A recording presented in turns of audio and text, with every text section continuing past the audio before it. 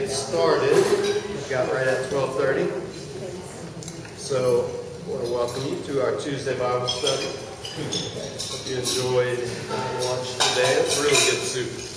That's like sell your birthright soup. If you have not been following along with us in the study, then you're forgiven for not getting that reference. We're going to be in Genesis chapter 29 today. So on your tables, I've given you, there's a couple of these flyers I handed out. I want to just say a word about this real quick. So my ministry, Disciple Dojo, is speaking, teaching, equipping, writing, web resources. It's basically biblical apologetics, theology, all of that online. And I do that through audio, video resources, YouTube channel, Examiner articles, blog posts, all that kind of stuff. The way that the bulk of it's funded is through resource sales and through speaking and teaching in local churches. With summer coming, I don't know if you know this or not, but churches don't like to do things during the summer. They don't like to bring in speakers during the summer because they think you're all on vacation and that you don't need to learn the Bible during the summer when the kids aren't in school either, I guess. So, no, I'm oversimplifying, but really, ministry opportunities really take a dip during the summer. So, one of the ways that you all could help is by helping get the word out about my ministry, and also if you'd like to become partners with it. I've given you a little breakdown of basically how people, and I'm a small independent ministry, Disciple Dojo's, infantile, and so in terms of its scope, and I only have a handful of supporters, so really just like $10 a month gift is awesome, and it really helps me continue to keep doing what I do. One of those things being to come teach this Bible study every Tuesday. This is a free study, and I don't get paid for it or anything, and Jeff doesn't get paid for it. We do it because we want to reach the community. We want to reach your peers, your co-workers, your family members, people that are in these office buildings all around us that go out to eat in all kinds of places every day and don't ever think, hey, there's a free lunch and Bible study down here. So that's all in labor of love and desire to give and to really reach this segment of this community that we're surrounded by. And one of the ways that you can help do that is by becoming a partner with Disciple Dojo. So I've given you that, and I don't want to take up too much time because I hate talking about money, I hate asking for it, but one of the things when you do itinerant ministry is sometimes you got to say, closed mouths don't get fed. So this is me opening my mouth saying, hey, help feed me if you like what we're doing. So that's it, no more of that. Let's get into why we're here, which is our study of Genesis. We've been in Genesis, we're in the Jacob narrative. We're in chapter 29. What happened last chapter in 28? Interactive. Come on. What happened last week? Absolutely nothing, huh? No trick questions. It's right there on the page. What happened last week? Jacob had a dream. What did Jacob dream about? He had a dream of and again, we talked about, was it a ladder? Like on the side of a house if you're painting? Much more likely it was a staircase. It was something like what ancient ziggurats were intended to portray. It was a link between heaven and earth. So what? Why does it matter? That's a question I always like to ask people in Bible study when they get quiet. Why does it matter? Why does any of this matter? Why does it matter? Why was it important he had a dream of this image? What did it tell him? What's that? It was, but there's more than that. It's more than being just acceptance by God. What was communicated through this dream? It was a holy place that was going to be given to Jacob and his descendants. He was at a holy place, for sure, and God said, I'm going to give you this land to your descendants. Yeah. What else did it communicate to Jacob? A blessing. A blessing. Yeah, why is that interesting?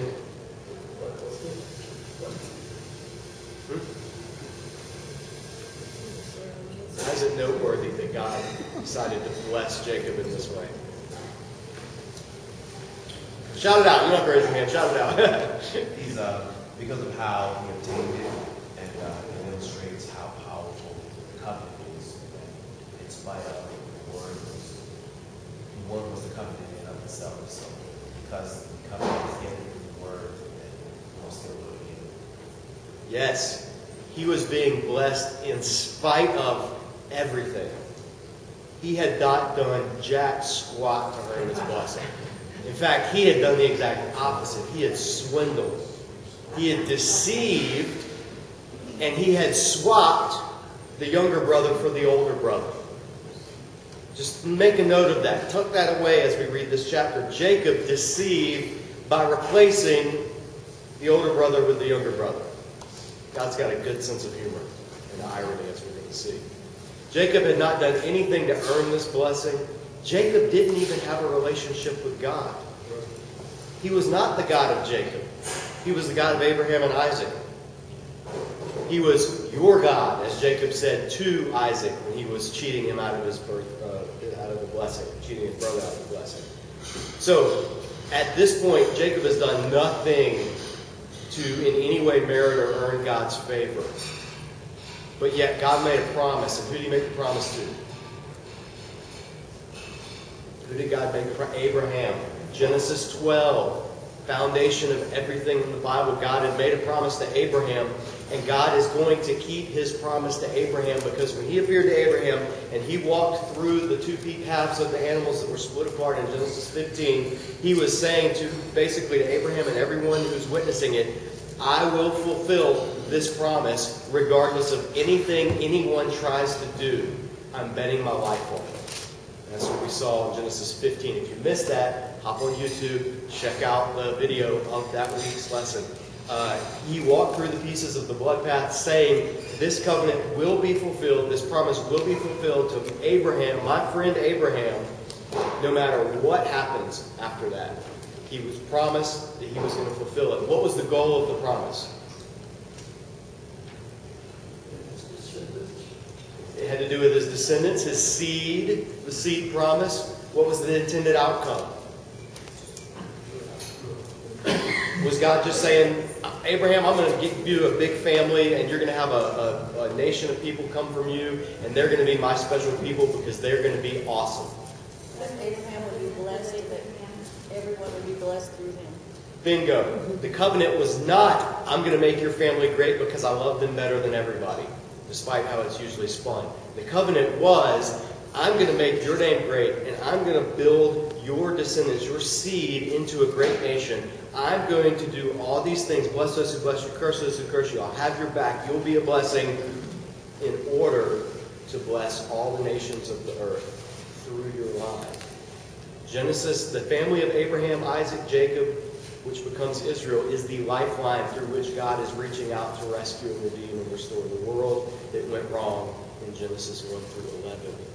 Got to keep that big picture in mind at all times. Otherwise, the Bible just becomes a series of fables and little anecdotes and little stories that we tell and make children's Bible stories out of, and VeggieTale cartoons and all kinds of stuff. And they're these loosely connected stories that we don't see how they fit into the big picture. So we hear Jacob's Ladder. Well, it's a song in the 80s.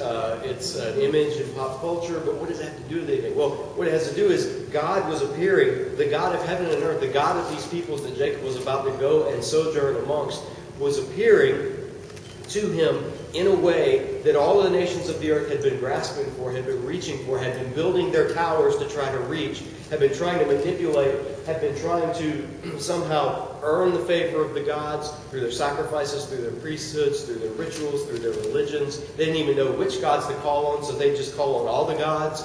All of these ways that humanity had twisted and distorted and gotten away from the image of God, and now God appears to Jacob in an unmistakable way that all the ancient peoples would have recognized as, this is a holy place, this is God himself appearing. This is all those things that we try to do through our building of our ziggurats and our temples and our towers into the heavens. All those things that we try to do, they're happening to this guy, this scoundrel, this deceiver, not even worthy of it.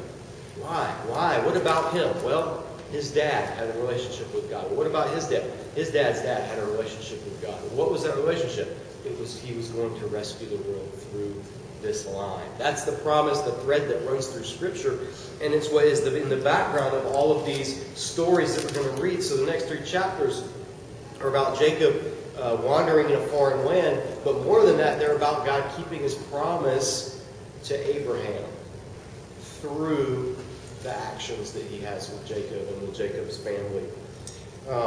Jacob in chapter 29, he's already left. He's had this encounter. He's been down here in this area. This was a big Middle East map right in front of me. He's down here in sort of southern Israel today. He's going to journey all the way up to the Euphrates River area, all the way up to a place called Haran, to Paddan-Aram, to the Aramean area. Northern, it would be in today, I don't know, Syria or Iraq, somewhere in that area, up north, very far.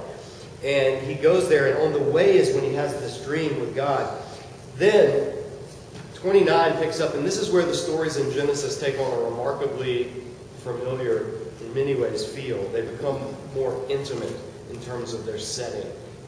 Just this whole little section with Jacob and Laban, the family dynamics and the relationship dynamics. It's pretty fascinating. So we're going to jump in and look at it. Now remember, this is Jacob. You had Jacob and you had Esau. What was Esau known for? He was an outdoorsman. He was an outdoorsman. He was Dad's favorite. He hunted the wild game. You know, he was the man's man. What was Jacob in contrast? Mama's boy. He stayed in the tents. He was a quiet man. He was the poet, the artist. He watched HGTV. He was the opposite. Okay? He would have been with me in art school rather than with me on the martial arts mat. I'm a little bit Jacob, a little bit Esau. But anyway, he was the artist part of me and my ministry. So this is what, just keep that in mind. Jacob is the quiet guy. He's the indoor guy. He's the mama's boy. He's the gentle soul, the crafty, conniving. Jacob continued on his journey and came to the land of the eastern peoples. It's a collective term for like Midianites and all the people that are to the east of Israel. There he saw a well in the field with 3 flocks of sheep lying near it, because the flocks were watered from that well. The stone over the mouth of the well was large. That's an understatement in IB. It was huge, or humongous, better translation. When all the flocks were gathered there, the shepherds would roll the stone away from the well's mouth and water the sheep. And they would return the stone to its place over the mouth of the well. So the setting is, we think of a well like, the little brick thing, and like what Lassie tells the parents that Timmy fell in. And there's a bucket and you pull it up. That's kind of how we did. But in the ancient Near East, it was like a cistern, or almost like a coated with plaster kind of a cave at some places. Or if it was a well, it was dug deep, and it was built up with rocks. But wells were really precious, really, really valuable. They were the essence of your life in this part of the world. That's why that proverb says, guard your heart, for it is the wellspring of your life. It doesn't have anything to do with dating or romance. It has to do with guarding the source of everything inside you, guarding your inward body like you would a well, because it's the source of your life. And a well was where all the shepherds, they bring their flocks from all over. They're grazing, they're all over the place, and then they'd come and they'd water them together all at once. Because one, it's economical. 2, it keeps the well sealed until everybody's there, so you don't have to unroll the stone, water the flocks, roll it back. It's back and forth. It's just a lot of work. And we read in this that there was a huge stone that covered the mouth. So this was like a big, secured well. And the shepherds would wait, and then when they were all there, okay, now let's all remove the stone, because it takes a bunch of us to do it, because it's a big stone, and then we can all water our sheep at once. Then we can put the stone cover back over the well. So that's the drill. That's what they do. So Jacob arrives on the scene. Jacob asked the shepherd, "My brothers, where are you from?" "From Haran," they replied. He said to them, "Do you know Laban, Nahor's grandson?" "Yeah, we know him," they answered. Then Jacob asked them, "Is he well?" "Yeah, he is," they said. "And here comes his daughter Rachel with the sheep." "Look," he said, "the sun's still high. It's not time for the flocks to be gathered. Water the sheep and take them back to pasture." "We can't until all the flocks are gathered and the stone has been rolled away from the mouth of the well. Then we water the sheep." So Jacob comes, strikes up a conversation, and Jacob is a child of privilege. He's been born to a wealthy family. That he's very familiar with herds and the properties and the practices and all of that stuff. He knows how this works. And so Jacob is almost still in, you get the sense, there's one of 2 ways you can read this. He sees them, he asks them about their Laban and their uncle, and they tell him, and then he looks around and he sees the sheep, and he's like, "Guys, it's still the middle of the day. There's plenty of grazing time. What are you doing here?" Just water your sheep and go. Get back to work. So it's almost like he's kind of in overseer mode. Like these are hired hands, like the ones that work for his dad, that he's been around all his life, and they're being lazy. So get to work. There's that way to interpret it. And then they say, well, no, we can't because we got to wait until everybody gets here, and then we move the stone, and then we water it. So you almost get a sense that there's just this shortness in their back and forth. The other way to read it is they say, yeah, we know Laban, here we are. Oh, and here comes his daughter. And then Jacob's going to see Rachel. And he's going to like what he sees very much.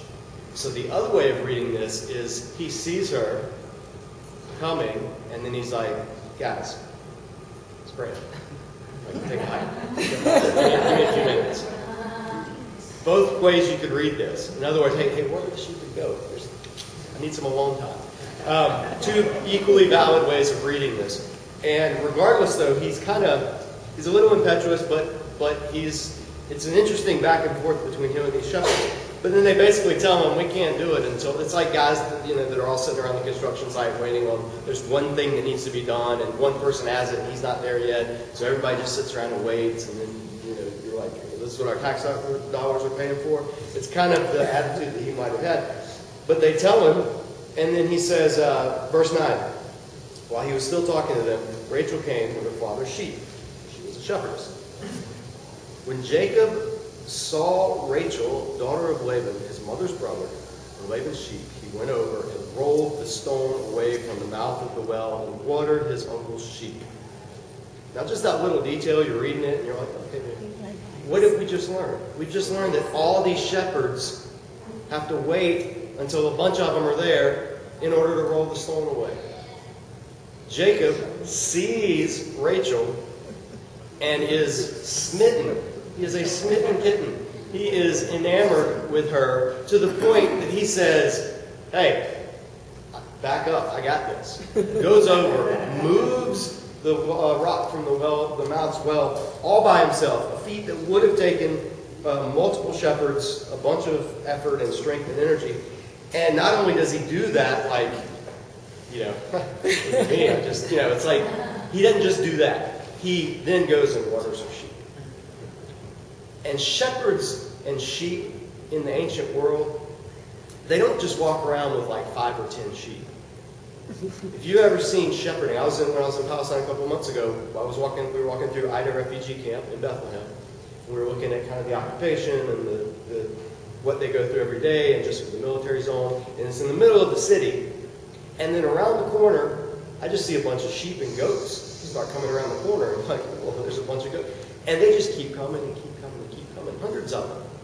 And it was one of the refugees, who's a shepherd, was taking them out, to go through the checkpoint, out past the military thing, and was going to take them out to graze in the fields around outside the city. So it's just this massive amount of sheep. So Jacob does, this should be a flashback to the servant when he went and found Rebekah, originally in the previous story. He does what she did. He not just shows off, like, look at me, I'm going to move this big rock by myself.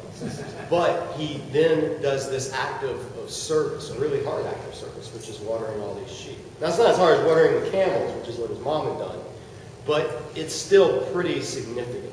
So it's this act of chivalry and this act of servanthood. And we start to see that Jacob is this multifaceted character. He's not just a conniver. He's not just a bossy guy who tries to get his own way. He's not just, there's something more to it. There's a willingness to serve. There's a willingness to shepherd. There's a willingness to be tenacious. And it's going to characterize Jacob for the rest of this narrative, this tenacity, this clinging to something, seeing it through, seeing it all the way through. Unlike Esau, who's just, selling her birthright for soup, or, just who doesn't think, goes and marries multiple women to try to get back at his parents, or try to appease them, or whatever he was thinking, if he was thinking. Jacob, on the other hand, is, you see it that for all of his faults, he's going to have one redeeming quality in particular, which is he will follow through. And so that's how we're introduced, and that's how we meet Rachel in this section. Verse 11, then Jacob kissed Rachel and began to weep aloud. There's a wordplay there. The word for watered her sheep and the word for kissed are almost exactly the same word. It's a slight vowel change between the two. So it's kind of like he watered the sheep and then he planted one on her. There's not really an English equivalent of that wordplay, but it's not just this random, like, I watered your sheep, now pluck her up. Like, it's more of a greeting or a show of general concern or care or something like that. But anyway, and it's interesting too, in the Bible, in the Old Testament, this is one of the few times that a man kisses a woman. There's not that many. I mean, it talks about Song of Solomon, and there's a couple of times. Most of the time in the Bible, when a man kisses someone, it's another man. It's a greeting. Old Testament and New Testament. A kiss was a platonic thing. It wasn't like we make it inherently romantic. So this was more of a greeting type, most likely. But he kissed her and he begins to weep aloud or to cry out aloud or to just he's excited. He's happy. He had told Rachel that he was a relative of her father and a son of Rebekah. So she ran and told her father. As soon as Laban heard the news about Jacob, his sister's son, he hurried to meet him. He embraced him and kissed him. See, there you go. And he brought him to his home. And there Jacob told him all these things. Then Laban said to him, "You are my own flesh and blood." Or literally, "You are my flesh and bone," I think is what it says in Hebrew. It's basically like, "You're my relative. Welcome." This is the sister that he had sent away 40 years ago or more, actually. Maybe 60 years ago. I can't remember. A long time ago. Sent her sister away. And now this is her son come back to meet him. So it's this family reunion. And it seems really nice and sweet. And then it's going to kind of take a little turn in a while. We read verse 14. After Jacob stayed with him for a whole month, Laban said to him, "Just because you're a relative of mine, should you work for me for nothing? Tell me what your wages should be." In other words, okay, just because you're a relative, it doesn't mean I shouldn't pay you. You know what? Work. What should you earn? What should your wages be?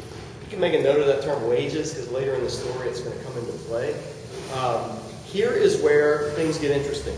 Because now with this seemingly generous offer, Laban shows his character. And he's going to continue to show the same character. The relationship at first was a long-lost relative coming to meet Laban, his uncle, after just having done this pretty nice gesture for his daughter. Like he's been introduced as a benefactor and a relative. So they're on fairly equal footing, although Laban's older, so he would be a little bit more elevated in the culture. But then now it's going to change very subtly to worker and boss. It's going to go from family member to employer-employee. And that whole relationship dynamic is going to enter into it. And it's not always great when you mix business and family. And we're going to see that in the next few chapters. So Laban subtly, craftily, very Jacob-like, makes this relationship now one of a superior to an inferior. And that's what's going to happen over the course of the story. But Jacob's response initially, when he says, "Tell me what your wages should be." Verse 16, Laban had 2 daughters. The name of the older was Leah. The name of the younger was Rachel.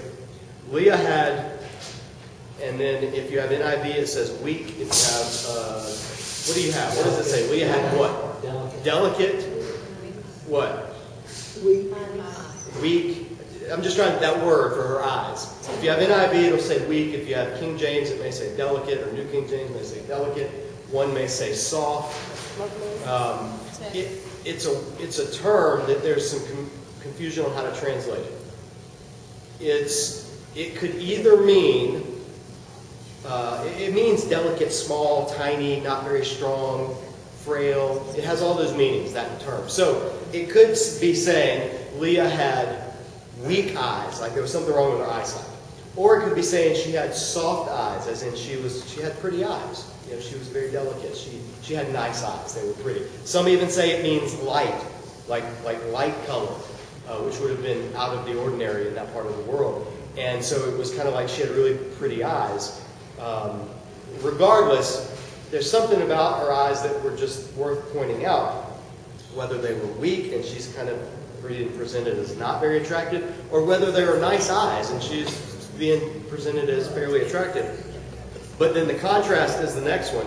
Leah had those type of eyes, but Rachel was lovely in form and beautiful. And again, NIV tames this somewhat. She was, I think in Hebrew, literal is she was good shaped and good looking.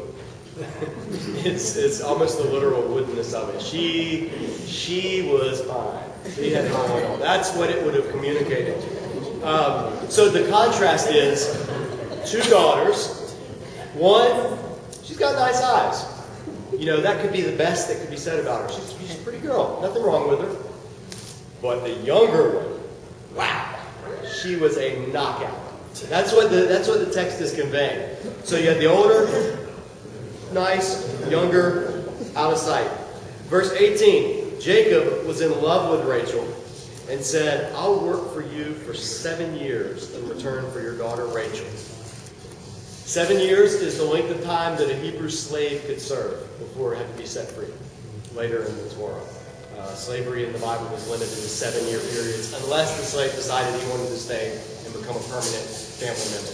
But he's basically saying, I'll do what it takes. I'll become a slave for her, to get her in marriage.